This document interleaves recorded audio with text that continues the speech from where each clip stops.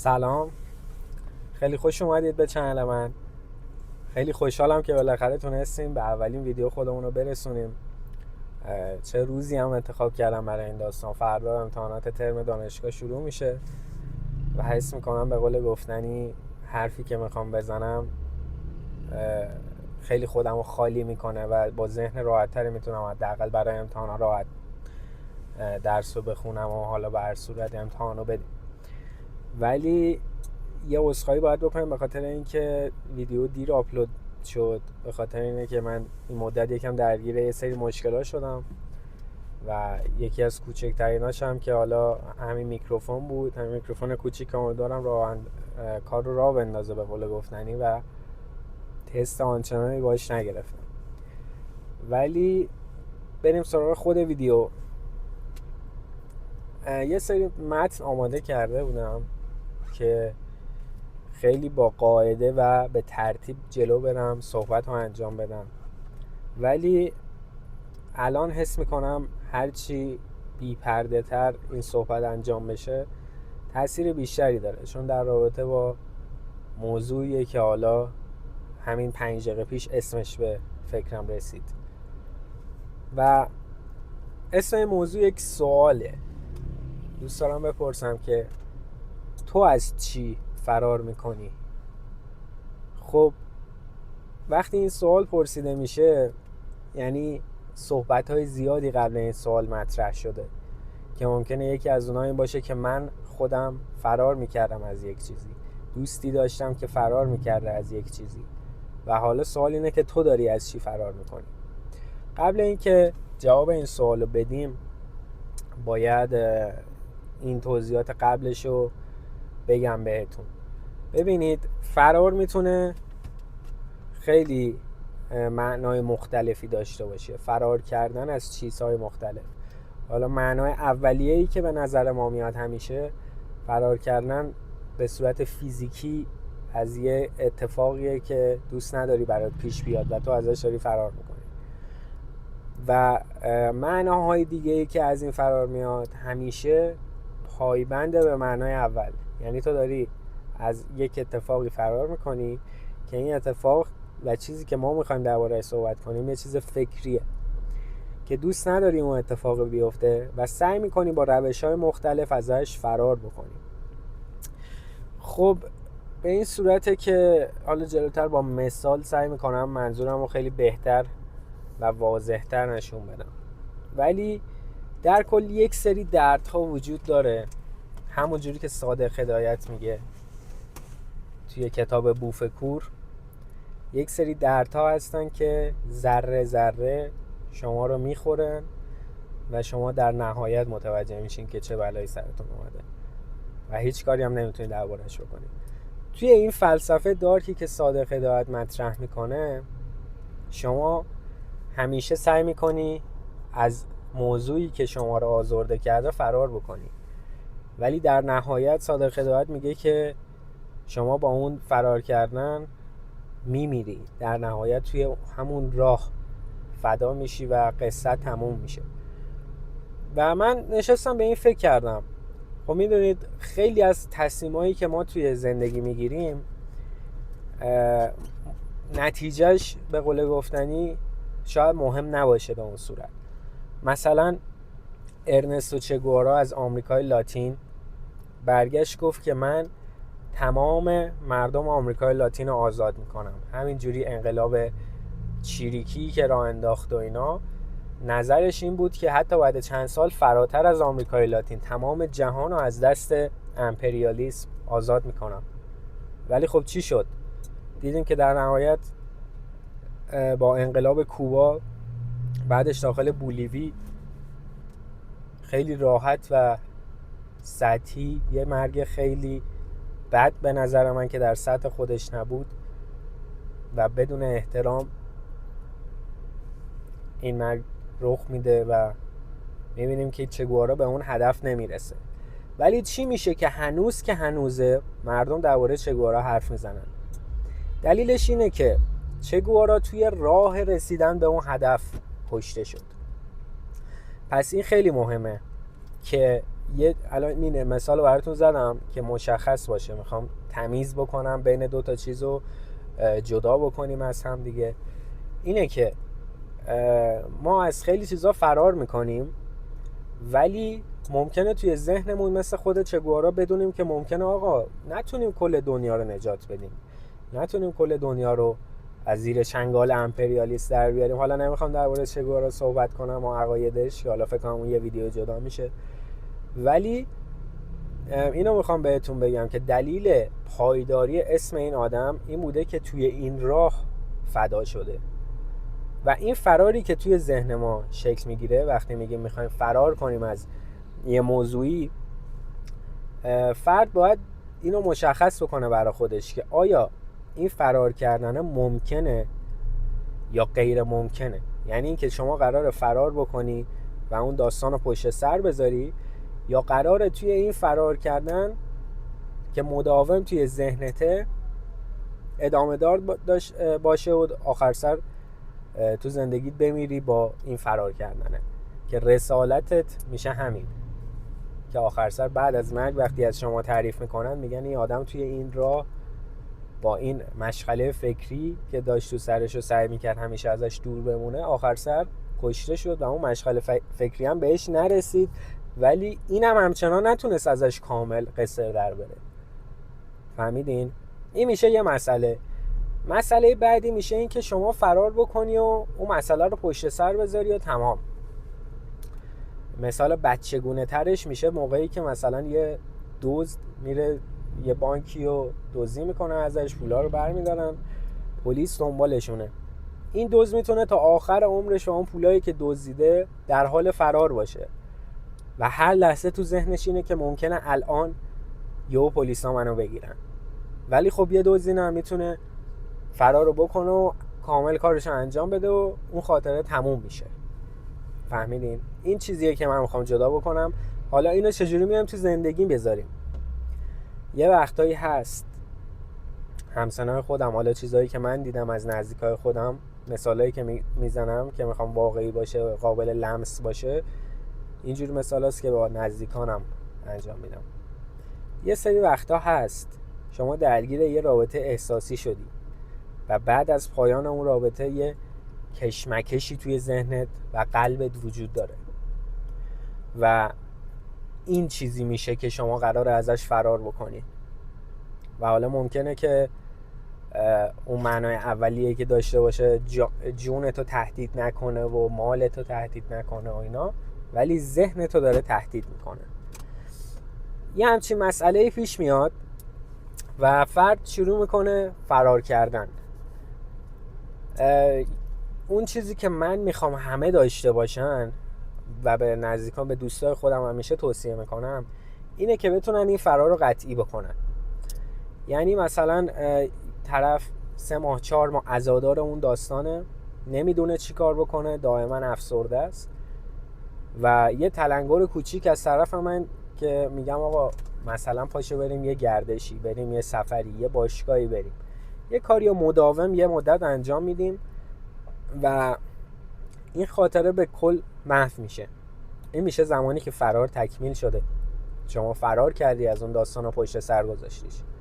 اما چیزی که اکثر مواقع اتفاق میفته اینه که میان با یه چیزای بدتری فرار میکنن، میان مود خودشونو از اون چیزی که هست بدتر میکنن، رو به سیاهی بیشتری میرن، سعی میکنن آهنگای غمگین بیشتری گوش بدن، جاهای غمگین تری برن، کارهای غمگین تری انجام بدن. که حالا کارهای غمگین میدونید که به نظر من هر کاری تو دنیا غم انگیزه و این یه چیزیه که هیچ چیزی نمیشه بهش گفت، یعنی همه باید اینو قبول بکنن. شما حتی عاشق یه کاری هم باشی هر روز انجام بدی، عاشق این باشی که هر روز اتاقتو تمیز بکنی، هر روز این کار انجام بشه، وقتی بیفته تو تکرار آخر سر شما از این کار متنفر میشید. و آره این جدا از بحث بود و میگم هر کاری که انجام میده این فرد آخر سر عاقبتش میشه غم و تنهایی که داره و به یه نقطه‌ای میرسه خیلی جالبه که فرد حتی شاید ممکنه کاملا دیگه فراموش کرده باشه اون داستانو، ولی با اون مود خیلی حال میکنه، با این مود افسردگی و غم خیلی حال میکنه، با این مود که مثلا اسپرسو روبوستا سفارش بده توی کافه بشینه و زار بزنه و فلان و اینا، به این نقطه میرسه که اصلا با این حال میکنه، میشه یه بخشی از شخصیتش. یعنی آدم یه شخصیت دارکی داره، یه شکست عشقی رو تجربه کرده و الان حال روحی مناسبی هم نداره. به این نقطه که میرسه واقعا مسخره است. چون من با خود اون آدم هم صحبت که میکنم، میگم واقعا فازت چیه؟ تو واقعا غمگین نیستی، ولی از غمگین بودن خوشت میاد. وقتی این اتفاق میافته میشه گفت فرار کردن ازش غیر ممکنه. ضرب المثلش هم هست، میگن کسی که خوابه رو میشه بیدارش کرد، ولی اون که زده خودش رو به خواب رو نمیشه بیدار کرد. اون حالا هرچی بشینی تو بهش راهکار بدی، نمیدونم بره تراپیست فلان کارو بکنه اینا، اون تأثیری براش نداره و دوست داره توی این کشاکش فرار باشه. اما مورد دیگهش مثلا وقتیه که یه آدم اومده شکست عشقی رو خورده، عزادار بوده چند وقت و الان نیاز به یه راهنمایی داره، یه راهنمایی که بتونه از این فرار در بیاد. خب این میشه بخش راهکاری که میخوام ارائه بدم. مشکل رو گفتم، درباره‌اش صحبت کردیم، پیشینه‌اش رو گفتیم، الان میرسه راهکارش چیه. خب ببینید، میگم وقتی سعی میکنن فرار کنن از این داستانا، ممکنه با چیزهای مختلف باشه. من خیلی ها رو میشناسم دوست دارن این احساسی که توی خودشون به وجود اومده رو با فیلم دیدن خالی بکنن، بشینه 24 ساعت فیلم ببینه و اگه یه روز فیلم نبینه دوباره مثلا برمیگرده به اون حال بدش. متوجه؟ یا یکی دوست داره غرق درس بشه، درس بخونه، یا اصلا حالتهای مختلف، یکی دوست داره بره بیرون، یا یکی دوست داره اصلا آدمای دیگر رو امتحان بکنه، میره با آدمای دیگه دوست میشه، وارد رابطه میشه باهاشون، که چی؟ که فقط بتونه از اون مسئله‌ای که پس ذهنش هست فرار بکنه. این چیزیه که ابزارهای مختلفی داره این فرار رو برای آدمای مختلف، انواع مختلفی هم براش وجود داره. اما راهی که شما میتونید به عنوان یه دوست جلوی پای این افراد بذاری اینه که فرارشون رو قطعی بکنن. باید بهشون بفهمونی که چیزی که جایگزین کردی تو ذهنت که از اون خاطره بد یا از اون احساس بد دوری بکنی مضره و به قول گفتنی فقط همون جایگزینه، تا همون ضرره رو داری میبینی. خب حالا مثالایی که زدم، ابزارهایی که گفتم، ممکنه بعضیش خوب باشه ولی خب چیزای بدش هم هست. باید بفهمونی بهشون که این فقط یه جایگزینه، تو تأثیری روی حالت نداشته این داستان. این خیلی مهمه که حالا میای جلوشون راهکارم میذاری، طرف یا واقعا دنبال اینه که این فرار رو قطعی بکنه و قبول میکنه، یا این که نه، برمیگرده به اون مورد قبلی که دوست داره درد بکشه، سادیسمیه، مازوخیسم، دوست داره زجر بکشه و این جزء شخصیتش شده. اینو نمیشه کاری کرد، ولی همچنان اصل رو میذاریم برای اینکه همه میخوان فرار بکنن واقعا و تموم کنن داستانو. اون موقع با فهمودن این که کارهایی که دارن میکنن فقط یه جایگزینه، بهشون حس بدی میده. در مرحله اول یه حس دارن که نه، من نمیخوام فرار کنم، من فقط دارم این کار رو انجام میدم، حالا هر کاری. اما این کار وقتی جدا بشه از وجودشون، وقتی این کار رو انجام ندن و بفهمن که آقا بدون این جایگزینم من میتونم اون احساس بد رو فراموش کنم، این مرحله درمانشه، واقعا فرار کامل میشه. حالا میرسیم به سوالی که میگیم تو از چی داری فرار میکنی؟ و این مثالایی که زدیم، همه این حرفایی که زدیم برای وقتیه که یه آدم یه مسئله فکری داره، یه مشکلی براش پیش اومده و فرار میکنه ازش به هر طرقی. اما این حرفی که دارم میزنم معنی دیگهش میشه که آقا بقیه افراد هیچ مشکلی ندارن. بقیه افرادی که نمیدونم رابطه احساسی، میدونید که بیشتر مشکلایی که باعث میشه آدم ازش فرار کنه مشکلای انسانیه، یعنی مشکل روابطت با انسان ها که میتونه با یه آدم غریبه باشه، میتونه با پدر و مادر، با دوست، با هر کسی. و منشأ این که یه انسان میشینه خودش توی تنهایی خودش فکر میکنه درباره رفتارش اینه که داره رفتار خودش رو آنالیز میکنه که آقا مثلا من با اون فرد چجوری رفتار میکردم، آیا رفتاری که کردم خوب بوده نبوده.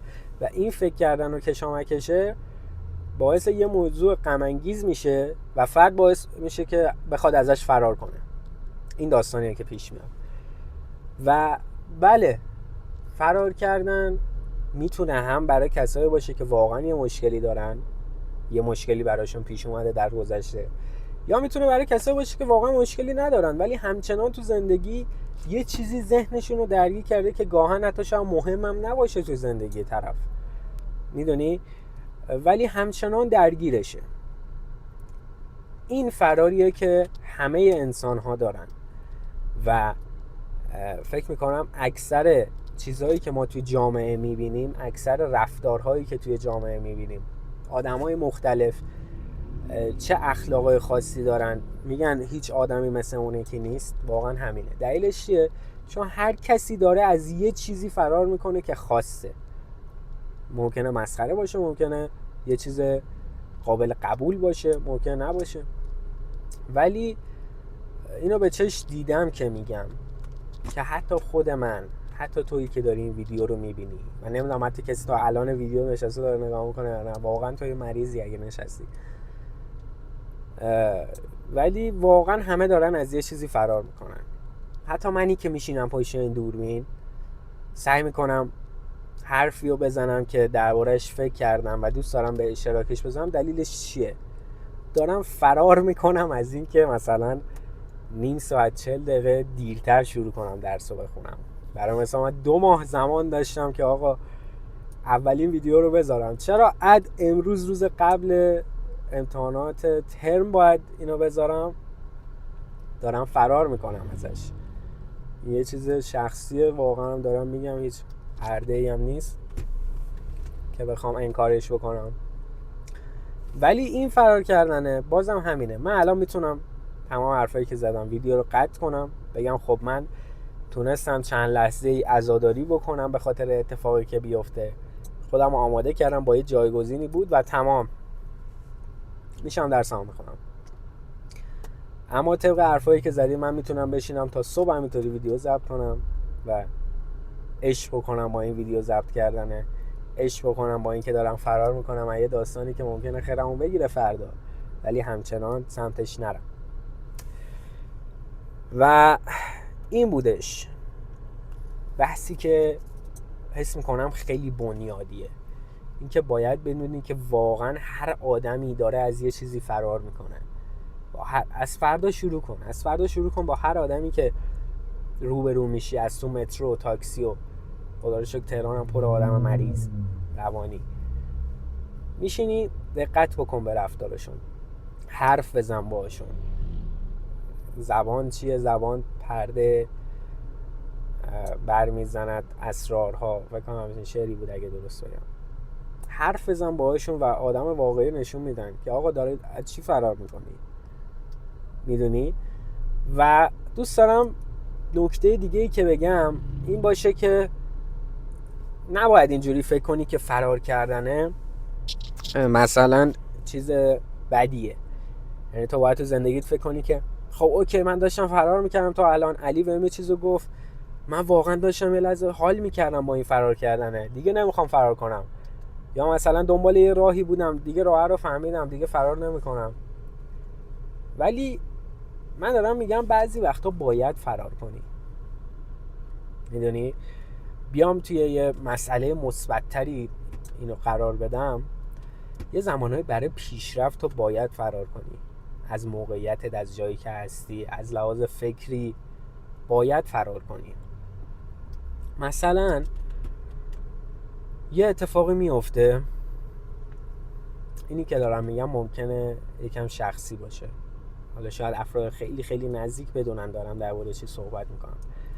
یه اتفاقی توی زندگی میفته، طرفای مثلا سن 15 سالگی، تو میری تو خودت سعی میکنی حرفایی که میزنی بیشتر با خودت باشه، بروز ندی، ذاتاً میشی یه آدم درونگرا. چرا؟ به خاطر رفتارهای بقیه، که حالا رفتارهای بقیه هم این بوده که همه داشتن به خاطر یه چیزی فرار میکردن و این ریاکشنش اومده به تو گرفته و تو اینو جمع کردی توی سن پایین و تبدیل شدی به یه آدم درونگرا. این بوده خلاصش. ولی این اتفاق واسط میفته و تو چند سال درگیرشی. چی میشه که این آدم درونگرا بخواد پیشرفت بکنه؟ باید از این قضیه‌ای که پیش اومده فرار بکنه. متوجهی؟ پس فرار کردنه لزوماً چیز بدی نیست. اتفاقاً میگم همه دارن فرار میکنن و مثل صادق هدایت اینجوری نگاه بکنی شاید حرف درستی میگه که تا آخر سر توی راه ممکنه بمیری. خب ولی سعی کن این فرار کردنه به خاطر یه چیز خوب باشه، که اون آدم درونگرا میشینه با خودش فکر میکنه که خب بسه زندگی درونگرایی، بذار ارتباطاتم بیشتر بشه، از این فضایی که هستم خارج بشم، وارد چیز جدیدی بشم که جایگزین بکنه اون تنهاییمو، جایگزین بکنه اون درونگراییمو. و توی این فرار کردن شما به پیشرفت میرسی و چقدر خوب میشه. مثل اون مثالی که گفتم، یکی با درد کشیدن حال میکنه، ممکنه حتی درد نکشه واقعا. این اگه روی حالت مثبت باشه اینجوری میشه که شما واقعا داری حال میکنی با پیشرفته. ممکنه حتی واقعا چند لحظه دست از کارت برداری، پیشرفت نکنی، آدم بدبختی نباشی، متوجهی؟ ولی تو اون لحظه داری همچنان فرق میکنی، میگی نه من اگه هر روز باشگاه نرم، اگه هر روز درسمو نخونم، اگه هر روز زبان نخونم، میشم آدم بدبخت. این خیلی فرار تمیزیه، همه باید اینو داشته باشن. و در آخر بخوایم به جمع‌بندی برسیم، اینه که به نظر من فراری که درباره‌اش صحبت میکنیم فقط یکی نیست. انسان خیلی موجود پیچیده‌ایه واقعا. از ممکنه یه سری خاطرات، یه سری رفتارها از آدم‌های دیگه که ممکنه رفتار خودشونو تحت تاثیر یه سری آدم دیگه باشن جذب کنن، همینجوری جذب کنن و این یک شخصیت رو توضیح میده که این شخصیت چجوریه. خب فرارهای زیادی وجود داره، اینجوری نیست بگیم یه آدم فقط داره از یه چیز فرار میکنه. ما تو طول روز داریم از خیلی چیزها فرار میکنیم بدون اینکه خودمون متوجه بشیم. اما اگه از الان دقت بکنی میبینی واقعا داری فرار میکنی. آره، یه اتفاق خیلی بد دنبالته، یه آینده خیلی بد دنبالته اگه امروز تلاش نکنی، یه آینده خیلی خوب منتظرته اگه امروز تلاش بکنی، اگه امروز فرار بکنی ازش، از اون اتفاق بده. خلاصه بخوام بگم خیلی فرارا وجود داره و یه آدم ممکنه همزمان از خیلی چیزا فرار بکنه، خوب، بد، مثبت و منفیش هم حرف زدیم. ولی در نهایت به نظر من آدمی میتونه موفق باشه که بتونه فرارهای خوب رو نسبت به فرارهای بد بیشتر بکنه و اصلا نباید تعادلی بین اینا شکل بگیره. باید ترازویی که سمت خوب بودن است بیشتر باشه. باید بتونی حتی عوض بکنی دلیلشو. ممکنه دلیلی که تو داشتی فرار میکردی دلیل بدی باشه، ولی تو میتونی همچنان فرار بکنی ولی به یه دلیل خوب اینو میتونی عوض بکنی. انسان همیشه در حال فراره و حتی بگی یه آدمی هیچ دغدغه‌ای هم نداره، یه آدمی نمیدونم توی یه جنگل تنها به دنیا اومده، الان 30 سال 40 سالشه، با هیچ موجود زنده‌ای در ارتباط نبوده، اون هم داره از یه چیزی فرار میکنه و اونم مرگه. پس انسان به نظر من زاده شده که فرار بکنه. حالا اینکه کی تا کجا میره میشه بحث چگوارایی که اول صحبت گفتم. رسالت تو میشه مردن توی جایی که داشتی براش تلاش میکردی.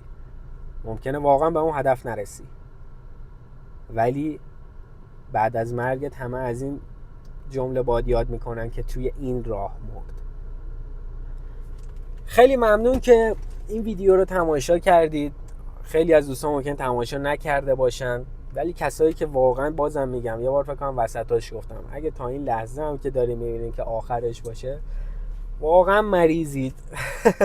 چون خیلی حرفایی که میزنم ممکنه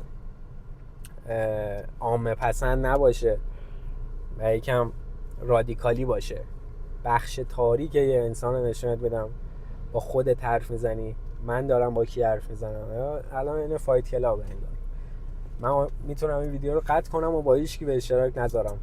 چقدر من این ویدیو رو انجام دادم و نشستم باز خودم مثلا 3-4 ماه بعدش دیدم.